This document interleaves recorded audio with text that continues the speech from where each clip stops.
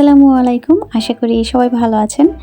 আজ দেখাবো বাচ্চাদের টিফিন প্লাস বিকেলেও কিন্তু নাস্তায় বা ডিনারে খেতে পারেন ঠিক তেমন একটি রেসিপি। তো আমি মুরগির বুকের মাংসের অংশটা শুধু নিয়েছি। এভাবেই মাংস কিন্তু ইজিলি কিনতে পাওয়া যায় বা বাসায় এনে হাড়টা ছাড়িয়ে নিলেই হয়ে যায়। তো মাংসগুলো আমি খুব ছোট ছোট করে টুকরো করে নিয়েছি। চিকেনটা কিন্তু আমি কাটার আগে বেশ ভালো মতো করে ধুয়ে পরিষ্কার করে নিয়েছিলাম। এবার দিয়ে দিচ্ছি এই চিকেনের মধ্যে খুব অল্প পরিমাণে আদা রসুন বাটা, লাল মরিচ গুঁড়ো এবং আরও দিয়ে দিচ্ছি গোলমরিচ গুঁড়ো এবং সেই সাথে ডার্ক সয়া সস। এবার চিকেনের সাথে সব কিছু বেশ ভালো করে মিক্স করে নিতে হবে। তো এবার আমি দিয়ে দিচ্ছি ব্রেড ক্রাম্বসও বলতে পারেন। তো আমি এখানে কিন্তু দিচ্ছি রসুন এবং ধনেপাতা মিক্সড একটি পাউডার পাওয়া যায় অনেকটা ব্রেড ক্রাম্বসের মতো। তো এটা আমি দিয়ে নিচ্ছি। তো আপনাদের বাসায় যদি চালের গুঁড়ো বা বেসন থাকে সেটা দিয়েও কিন্তু এই চিকেনগুলো কোট করে নিতে পারেন, অথবা বাসায় যদি সুজি থাকে সেটা দিয়েও কিন্তু কোট করা যাবে। শুধুমাত্র চিকেনগুলো ফ্রাই করার সময় যেন চিকেনগুলোর মধ্যে যে মশলাটা আছে সেটা বের না হয়ে যায়, দ্যাটস ওয়াই চিকেনগুলো কোট করা হচ্ছে। তো চিকেনগুলো কোট করা হয়ে গেছে, এবার ভাজার পালা আমি ভেজে নিচ্ছি।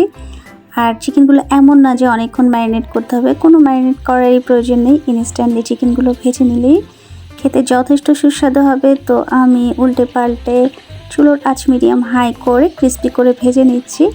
আর এই সময় চুলোর আঁচটা আমি আপ ডাউন করব না। তো চিকেনগুলো ভাজা হয়ে গেছে, বেশ ক্রিস্পি হয়েছে।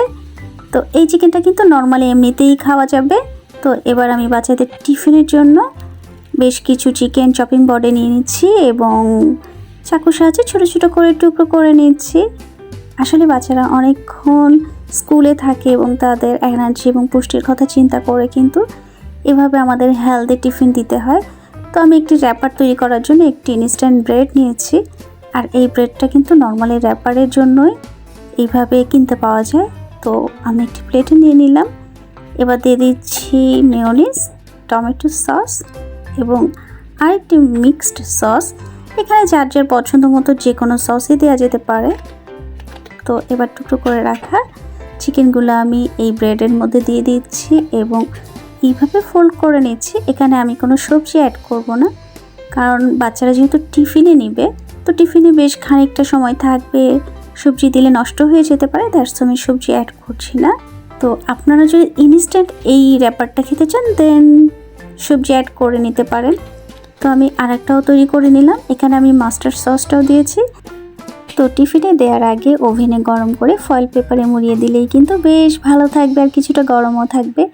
আর এখানে সস বা সবজি সব কিছুই ডিপেন্ড করে কে কোনটা পছন্দ করে এবং কার হাতের কাছে কি আছে সেটার উপরে।